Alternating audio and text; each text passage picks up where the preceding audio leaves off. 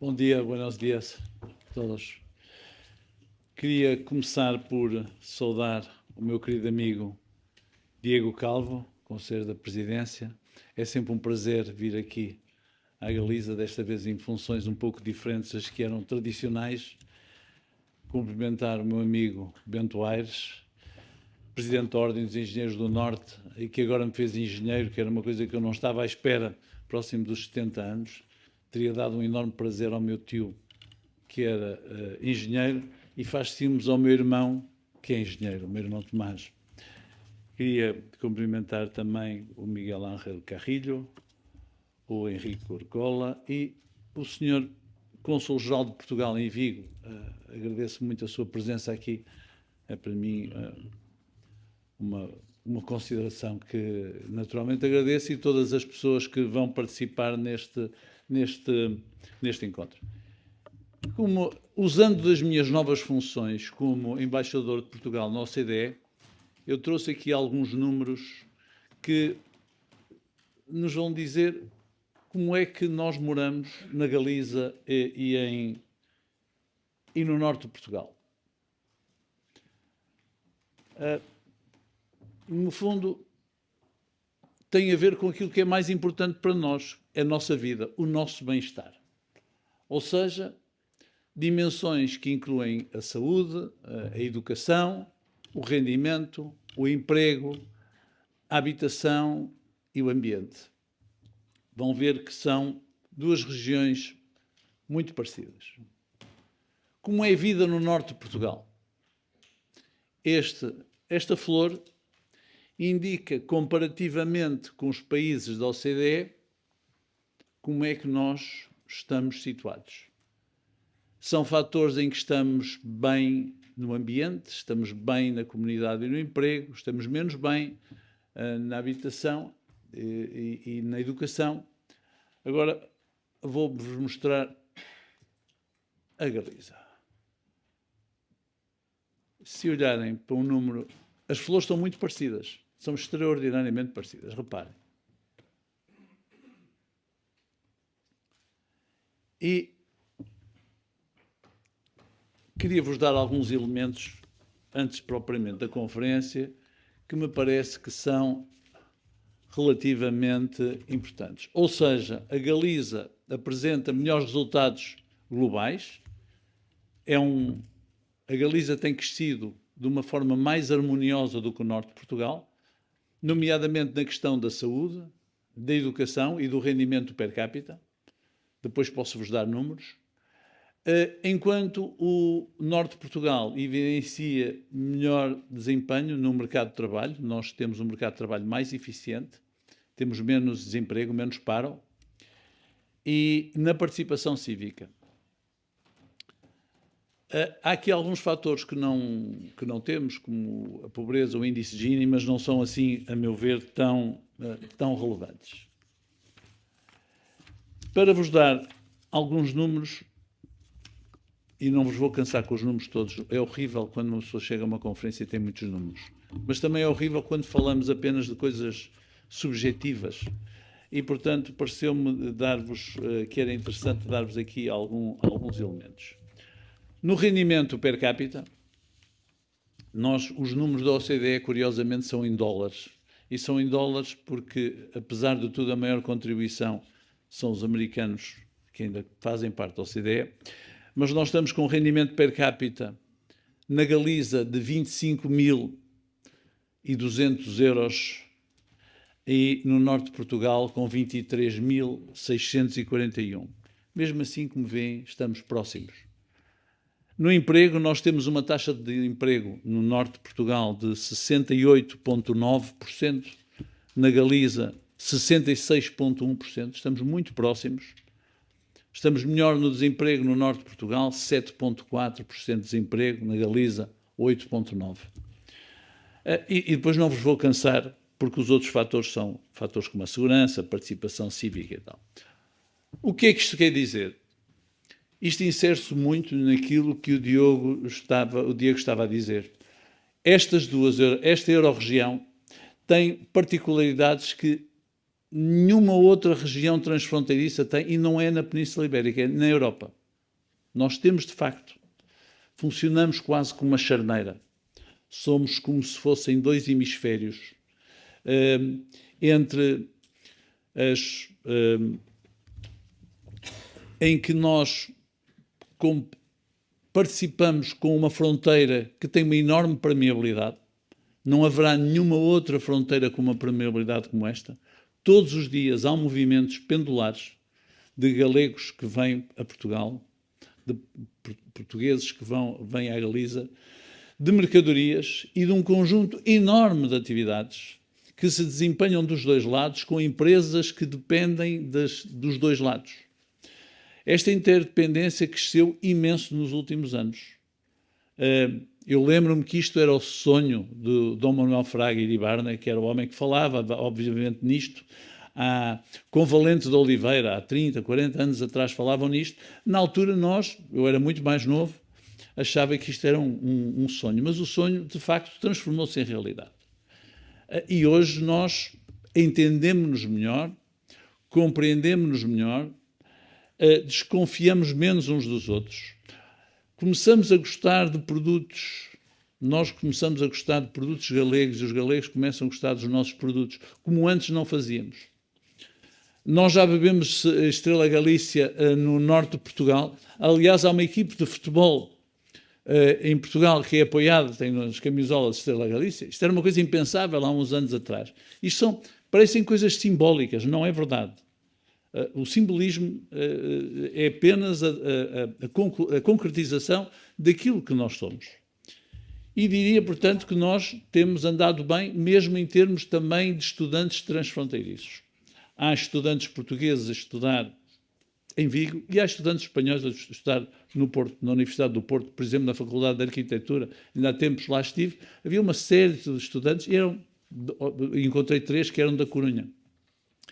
Também na área da cultura, nós hoje conhecemos-nos muito melhor e o empenho cultural tem sido crescente. E temos depois uma coisa verdadeiramente extraordinária, que é os caminhos de Santiago. O caminho de Santiago é mais do que uma errância, é de facto alguma coisa de extraordinário. Era uma coisa em que o caminho português, os 2 caminhos portugueses, ainda há uns anos também não eram muito relevantes, mas têm vindo a crescer na sua relevância e hoje muitas pessoas, há muitos peregrinos que chegam pelo aeroporto do Porto, vêm dos Estados Unidos, do Canadá, da Austrália e que fazem este percurso, esta errância. Temos, portanto, diria quase todos os condimentos para irmos um pouco mais além. Eu gosto sempre de começar os meus discursos e as minhas intervenções pelas partes mais positivas, pelas partes mais otimistas, porque nos colocam o horizonte onde nós podemos chegar. Nós temos, de facto, um horizonte que nos permite pensar que podemos ir muito além. Mas temos coisas objetivamente más. A primeira coisa que nós temos é que quando nós olhamos ao norte de Portugal e à Galiza e comparamos com a mediana europeia, nós estamos abaixo. Ou seja, nós continuamos a ser, para todos os efeitos, regiões, eu diria, de convergência. O que nos parece, acima de tudo, extremamente injusto. E é injusto porquê? Porque, curiosamente, quando nós olhamos ao tecido económico, nós somos, se compararmos com o centro da Europa, nós somos uma das regiões, somos a Euro-região das mais industrializadas da Europa. Ora, a Europa tem-nos vindo a dizer que nós temos que nos industrializar. Então, como é que é possível que este nosso espaço, este nosso território, que se tem virado claramente para a indústria, que tem saído do campo para a indústria, que apesar de tudo se mantém na indústria e não se encantou demasiadamente com os serviços. Se é esta, de facto, a perspectiva que os europeus têm, se é isso que a União Europeia nos diz que nós precisamos, a reindustrialização, como é possível então que nós, mesmo com estes indicadores que são parecidos, estejamos abaixo da média europeia? Porquê? Será que é pela nossa incapacidade de criação de riqueza? Eu acho que não. Eu acho que nós temos, de facto, possibilidade de criação de riqueza e, principalmente, aquilo que tem sido a afirmação do norte de Portugal e da Galiza, tem sido, além do mais, em indústrias, que são indústrias que estão na moda. Nós temos vindo a fazer uma transição energética dos dois lados da fronteira muito eficiente. Somos muito menos dependentes, e nesta crise que estamos a viver, isso é importante, de combustíveis fósseis do que muitas outras regiões. Nós temos vindo a fazer um desenvolvimento enorme na tecnologia, no desenvolvimento de indústrias de alta tecnologia, mas que, apesar de tudo, necessitam de recursos humanos. Não estamos a apostar excessivamente nos data centers. Já agora, a aposta excessiva em data centers é alguma coisa que só vai consumir a nossa energia boa e não nos permite desenvolver. Continuamos a ter a indústria automóvel dos dois lados da fronteira altamente qualificada. Temos depois todo o impacto de tudo o que tem a ver com as indústrias que têm a ver com a habitação e com o vestuário, em que temos o grupo Inditex que compra muito em Portugal e permite exatamente esta translação. O grupo Inditex se o grupo Inditex desaparecesse, a indústria têxtil, calçado e vestuário em Portugal desaparecia. Tem a noção disso? Portanto, temos esta interdependência. E então, porquê é que não conseguimos mais? Porquê? Porque é que quando nós nos comparamos com Lisboa, com Madrid, estamos aquém. E quando nós sabemos que nós trabalhamos muito e que, por exemplo, quando olhamos a outros níveis, eu não consegui obter esses elementos, mas é óbvio que nós, por exemplo, temos muito menos dias de falta ao trabalho do que temos nas capitais. O absentismo na região, na Península Ibérica, é muito maior em Lisboa e em Madrid do que é na região norte ou na Galiza. Portanto, ainda temos esse fator, o fator de indução do trabalho. Nós temos menos absentismo. E menos absentismo por um conjunto enorme de razões. Não quer dizer que as pessoas sejam preguiçosas ou não, mas é facto que o nosso vetor económico está muito virado para isso.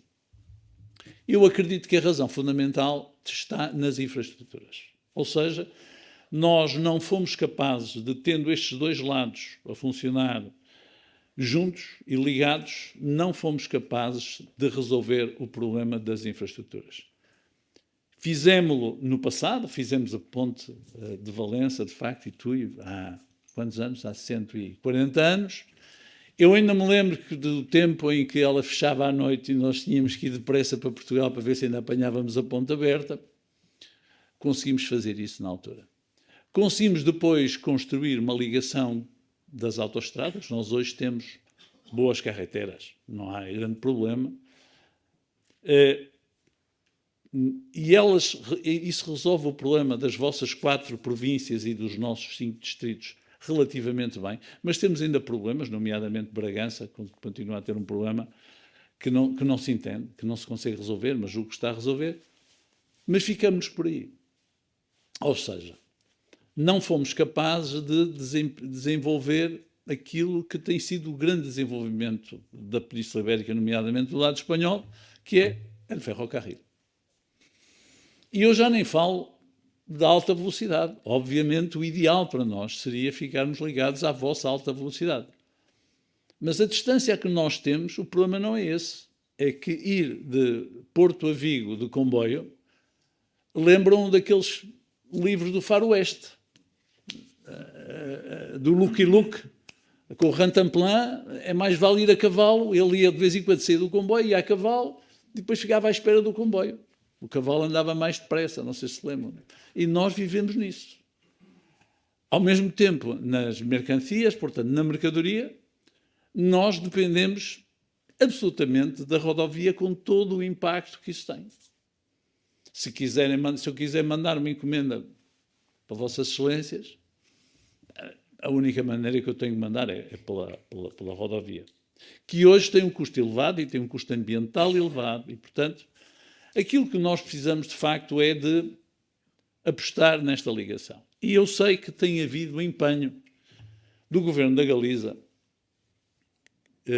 quer com Alberto Feijó, quer com Afonso Rueda, tem havido um grande empenho nessa matéria. Nós não temos do lado do norte de Portugal uma representação política equivalente, mas tem, apesar de tudo, havido vontade, nomeadamente das comissões de coordenação, que vão falando nisto. A verdade é que quando há cumbres ibéricas entre o governo de Madrid e o governo de Portugal, o que é que eles falam? É sempre Lisboa e Madrid. Estão a avançar com a AVE Lisboa e Madrid, para o qual os estudos de procura demonstram que não há procura. Não há procura. Mas vão avançar com isso e nós vamos sempre ficando para trás. E ficar para trás, quando nos falam, quando o Diego nos fala em 10 anos, nós já sabemos que cada vez que nos dizem 10 anos, que não são 10 anos, são 20. Porque, naturalmente, qualquer pretexto serve sempre para que estes projetos nossos sejam adiados. E enquanto nós não formos capazes de resolver este problema, nós vamos continuar a ser muito parecidos uns com os outros, a dar-nos muito bem, mas vamos ter um crescimento modesto relativamente ao potencial que queremos. E não vamos conseguir concretizar aquilo que nos pedem.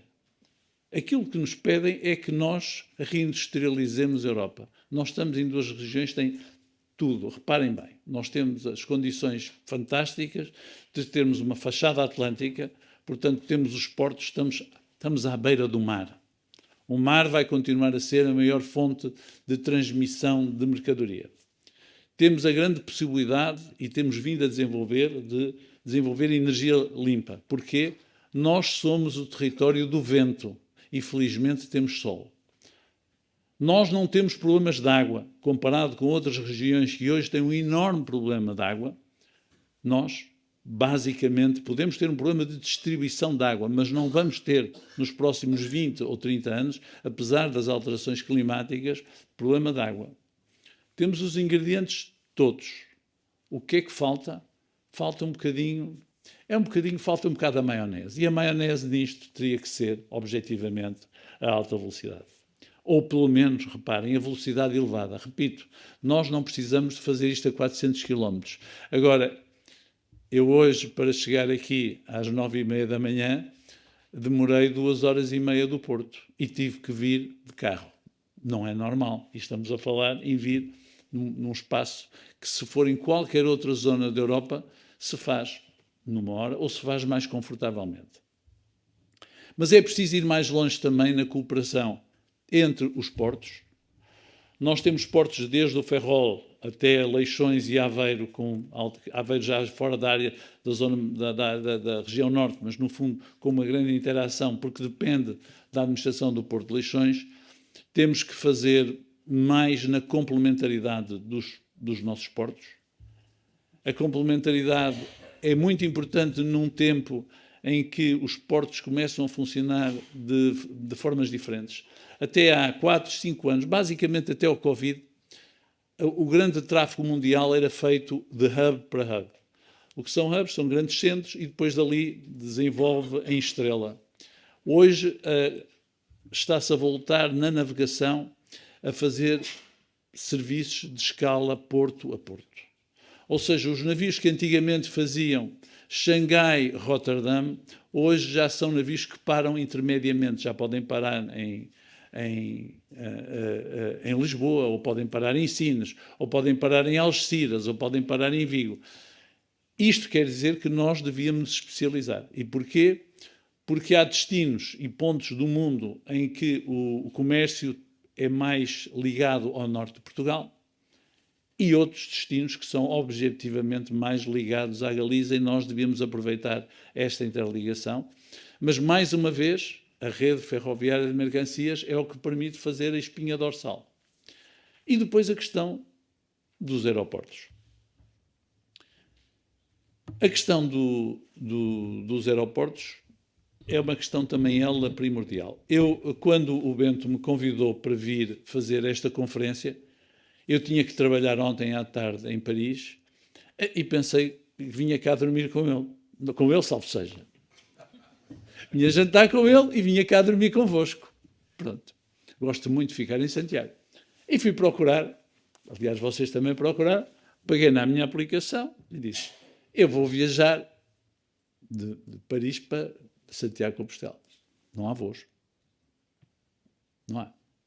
Teria que ir por Madrid, o que me obrigaria a sair de Paris à 1 da tarde. Eu ontem apanhei um voo às 20h50 e cheguei ao Porto às 22h50 e, portanto, pensei, mas como é que é possível que um destino tão importante como Paris não seja servido pela vossa região?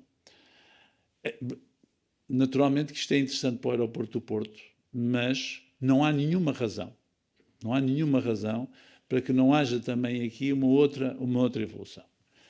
Eu sei que tem havido, e sei que é um problema que a Galiza tem, no fundo, ter 3 aeroportos que entre si concorrem, não facilita a coisa. Vocês têm o aeroporto de Santiago de Compostela, o aeroporto de Vigo, o aeroporto da Corunha, e talvez esta dispersão seja a razão pela qual não foi possível fazer melhor.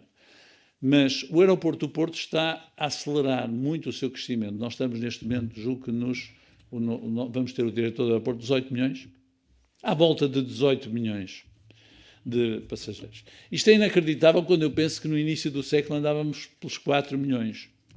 Mas, de facto, estamos a chegar e vai haver um plano para aumentar o aeroporto de Francisco Sá Carneiro, mas o crescimento é limitado.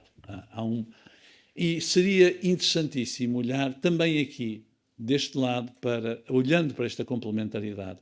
E se nós tivéssemos esta ligação ferroviária, para a possibilidade de apostarem num aeroporto, é muito difícil apostarem nos 3, confesso, mas que permitisse esta complementaridade e fosse, por exemplo, uma porta de saída para a Iberoamérica.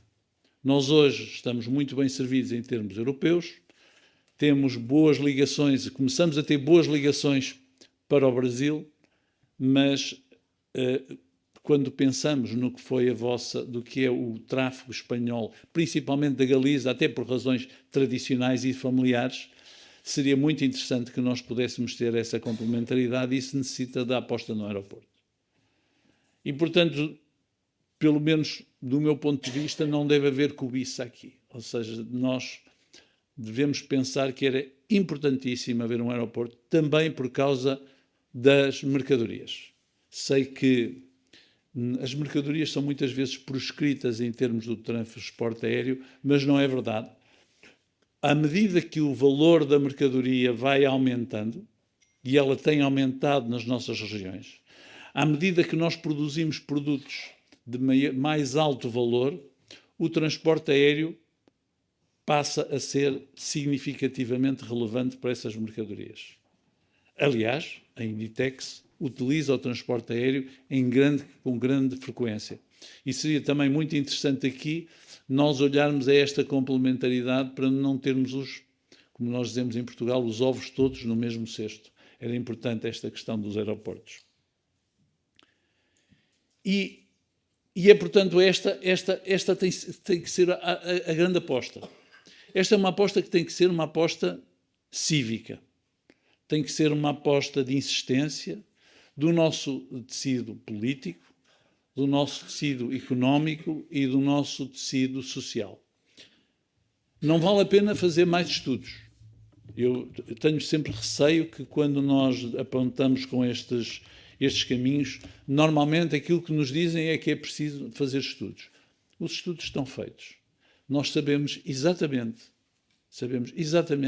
qual é o potencial de crescimento da ferrovia neste tráfego. Sabemos perfeitamente qual é o potencial das nossas indústrias. Sabemos que temos que diminuir o custo de contexto. Quando nós olhamos às nossas indústrias, em Espanha e Portugal, e eu tive indústrias em Portugal, hoje em dia não tenho, tive indústrias nomeadamente ligadas às conservas. Quando nós olhávamos aos custos de contexto, a questão do custo de transporte de mercadoria, pelo menos no nosso caso, era excessivo quando comparado com outros custos, nomeadamente com o custo da mão de obra. Se uma empresa tem um determinado custo de produção. E se dentro desse custo de produção o transporte absorve uma fatia excessiva desse queijo, é menos dinheiro que a empresa tem, quer para inovar, quer para fazer investimento em máquinas, quer para quê? Para pagar a mão de obra. Nós, portanto, não nos podemos esquecer que quando nós estamos a gastar dinheiro a mais em transporte, estamos a ter menos dinheiro para todo o resto. Para fazer investimento, para garantir a sustentabilidade, para pagar a mão de obra e a qualificação. E nós, esta qualificação é uma qualificação que tem hoje variáveis diferentes. Nós, na OCDE, estamos a acompanhar com muita atenção tudo aquilo que tem a ver com a inteligência artificial e com o fenómeno e o potencial de substituição da inteligência artificial. E estamos a viver uma transição que é uma transição que provavelmente não existiu. O ser humano não conheceu uma transformação tão grande desde que começou a utilizar o vapor d'água como forma de energia. A dimensão é desta natureza. Durante os próximos anos vão ser destruídos milhões de postos de trabalho e vão ser criados também milhões de postos de trabalho, mas isto vai criar enormes desequilíbrios. Vai ser uma exigência de competitividade enorme. Ou seja, estamos a entrar num território desconhecido. Um território revolucionário por desconhecido. E também por isso, se há coisas que nós não conhecemos, porque nós não sabemos até onde é que o mundo irá com essas novas, com a inteligência artificial, então temos que, pelo menos, ser muito rápidos a resolver os problemas que nós sabemos que existem. Porque os problemas que nós ainda não conhecemos, nós não temos diagnóstico para eles. Aquilo que nós conhecemos, que está diagnóstico feito há 40 anos, esse é imperdoável para nós, para os nossos filhos e para os nossos netos, que nós não sejamos capazes de uma forma determinada a fazer isto. Sei que são pressões difíceis, sei que cada um dos nossos países vive de maneira diferente problemas de centralismo, formas diferentes. É claro que nós temos muita cobiça pelo facto de vocês terem uma autonomia e terem principalmente o governo regional,